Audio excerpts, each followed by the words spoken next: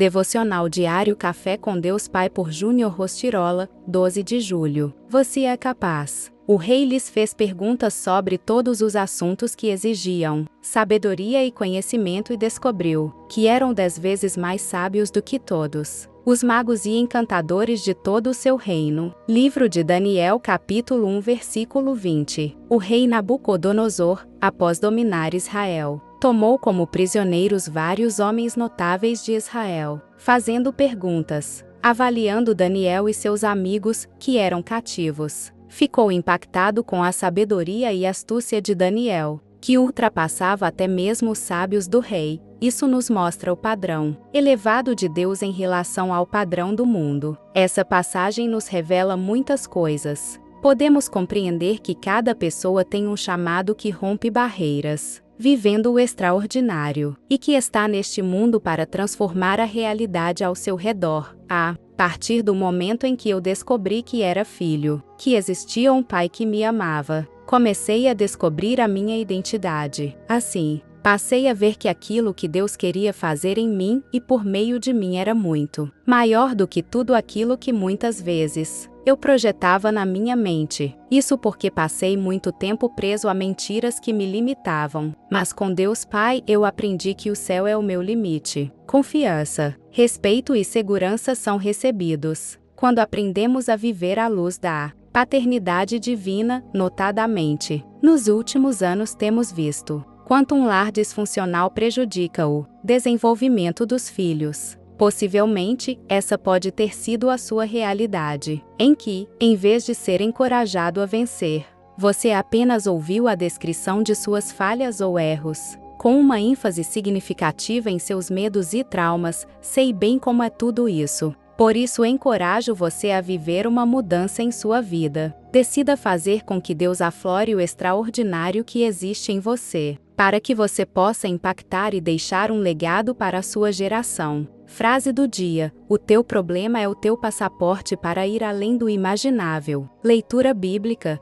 Livro de Atos capítulo 21, palavra-chave: impactar. Atos capítulo 21, Paulo chega a Jerusalém, e é preso no templo, e aconteceu que, separando-nos deles, navegamos e fomos correndo o caminho direito, e chegamos a Cose. No dia seguinte, a Rhodes, de onde passamos a Pátara, achando um navio que ia para a Fenícia. Embarcamos nele e partimos, e, indo já à vista de Chipre, deixando-a à esquerda, navegamos para a Síria, e chegamos a Tiro, porque o navio havia de ser descarregado ali, e, achando discípulos, ficamos ali 7 dias. E eles, pelo Espírito, diziam a Paulo que não subisse a Jerusalém, e, havendo passado ali aqueles dias, saímos e seguimos nosso caminho, acompanhando-nos todos, cada um com sua mulher e filhos até fora da cidade. E, postos de joelhos na praia, oramos e, saudando-nos uns aos outros, subimos ao navio, e eles voltaram para casa.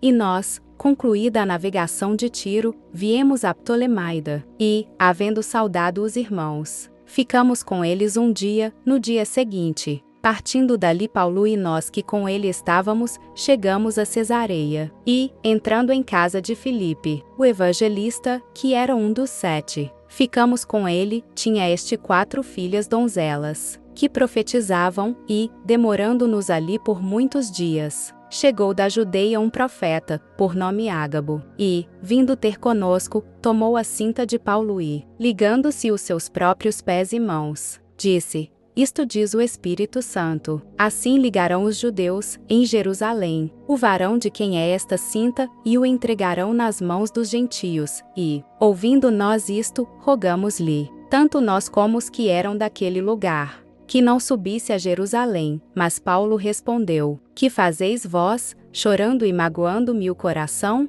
Porque eu estou pronto não só a ser ligado, mas ainda a morrer em Jerusalém pelo nome do Senhor Jesus. E, como não podíamos convencê-lo, nos aquietamos, dizendo: faça-se a vontade do Senhor. Depois daqueles dias, havendo feito os nossos preparativos, subimos a Jerusalém, e foram também conosco alguns discípulos de Cesareia, levando consigo um certo Mnason, natural de Chipre, discípulo antigo, com quem havíamos de hospedar-nos, e, logo que chegamos a Jerusalém, os irmãos nos receberam de muito boa vontade. No dia seguinte, Paulo entrou conosco em casa de Tiago, e todos os anciãos vieram ali, e, havendo-o saudado, contou-lhes minuciosamente o que por seu ministério Deus fizera entre os gentios, e, ouvindo eles, glorificaram ao Senhor e disseram-lhe: Bem vês, irmão, quantos milhares de judeus aqui creem, e todos são zelosos da lei, e, já acerca de ti foram informados de que ensinas todos os judeus que estão entre os gentios a apartarem-se de Moisés, dizendo que não devem circuncidar os filhos, nem andar segundo o costume da lei. Que faremos, pois, em todo o caso é necessário que a multidão se ajunte,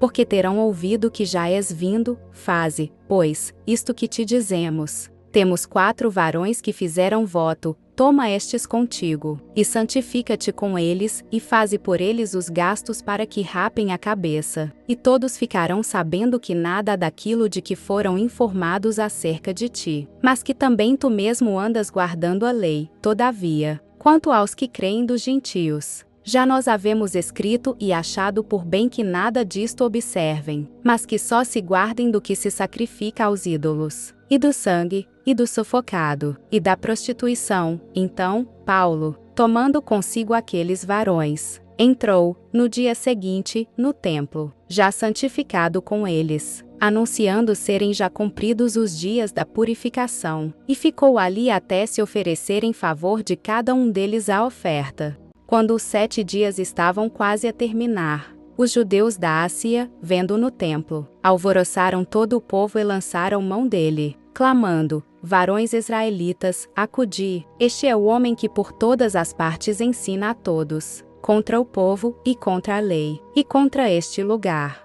E, demais disto, introduziu também no templo os gregos, e profanou este santo lugar, porque tinham visto com ele na cidade a Trófimo, de Éfeso, o qual pensavam que Paulo introduzira no templo, e alvoroçou-se toda a cidade. E houve grande concurso de povo, e, pegando de Paulo, o arrastaram para fora do templo, e logo as portas se fecharam, e, procurando eles matá-lo, chegou ao tribuno da coorte o aviso de que Jerusalém estava toda em confusão. Este, tomando logo consigo soldados e centuriões, correu para eles. E, quando viram o tribuno e os soldados, cessaram de ferir a Paulo. Então, aproximando-se o tribuno, o prendeu, e o mandou atar com 2 cadeias, e lhe perguntou quem era e o que tinha feito. E, na multidão, os clamavam de uma maneira, outros, de outra. Mas, como nada podia saber ao certo por causa do alvoroço, mandou conduzi-lo para a fortaleza, e sucedeu que, chegando às escadas, os soldados tiveram de lhe pegar por causa da violência da multidão, porque a multidão do povo seguia, clamando: Mata-o! E, quando iam introduzir Paulo na fortaleza, disse Paulo ao tribuno: É-me permitido dizer-te alguma coisa? E ele disse: